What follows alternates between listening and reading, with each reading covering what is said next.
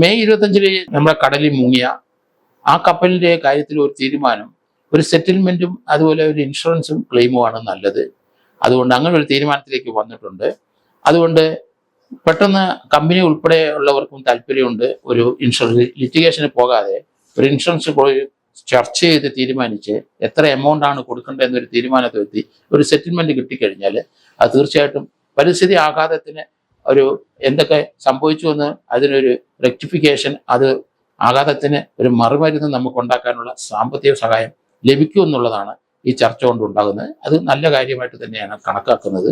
അതുകൊണ്ട് ആ രീതിയിൽ തന്നെ പോകുന്നതാണ്. കാരണം സമാനമായ രീതിയിൽ കടലിലെ കപ്പൽ മുങ്ങുകയും കടലിലെ പരിസ്ഥിതി പ്രശ്നം ഉണ്ടാക്കുകയും ചെയ്തതിനൊക്കെ ലിറ്റിഗേഷൻ നടത്തിയ കേസുകൾ ഇന്ത്യയിലും എസ്പെഷ്യലി ബോംബെയിൽ 2010 കേസിനും ഇന്ന് വരെ ഏകദേശം 15 വർഷം കഴിഞ്ഞിരിക്കുന്നു.